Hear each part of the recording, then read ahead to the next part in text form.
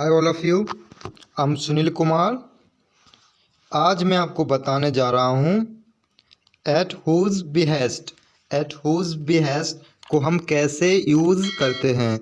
Eight whose behest का मतलब होता है किसके कहने पर। किसके कहने पर जब हमें कहना होता है किसके कहने पर आप इस काम को कर रहे हैं, किसके कहने पर आपने झूठ बोला है, किसके कहने पर आप वहाँ गए थे। इस तरह के सेंटेंसेस को इंग्लिश में ट्रांसलेट करने के लिए हम एट हुज बिहेस्ट का यूज़ करते हैं। अब हम इसके सेंटेंस के स्ट्रक्चर की बात करते हैं। इसमें हम सबसे पहले यूज करते हैं at whose behest. At whose behest इसके बाद यूज करेंगे हेल्पिंग वर्ब। हेल्पिंग वर्ब के बाद सब्जेक्ट। सब्जेक्ट के बाद सेंटेंस की जो मेन वर्ब होती है उसको यूज करेंगे। इसके बाद यूज करते हैं ऑब्जेक्ट को।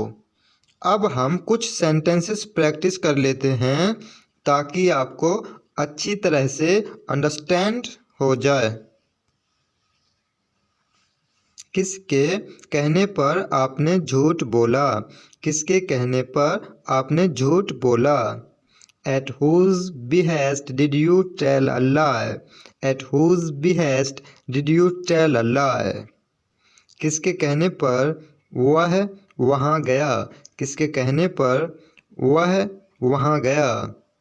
At whose behest did he go there? At whose behest did he go there? किसके कहने पर आपने मुझे डांटा है। किसके कहने पर आपने मुझे डांटा है। At whose behest have you scolded me? At whose behest have you scolded me? किसके कहने पर आपने मुझे नहीं बताया।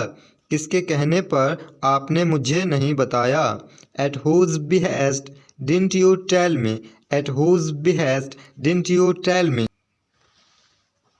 आज किसके कहने पर आपने छुट्टी ली है। आज किसके कहने पर आपने छुट्टी ली है।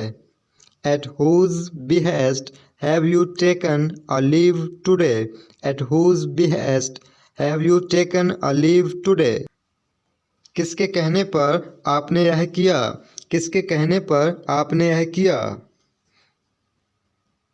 At whose behest did you do this? At whose behest did you do this? किसके कहने पर तुम ऑफिस गए।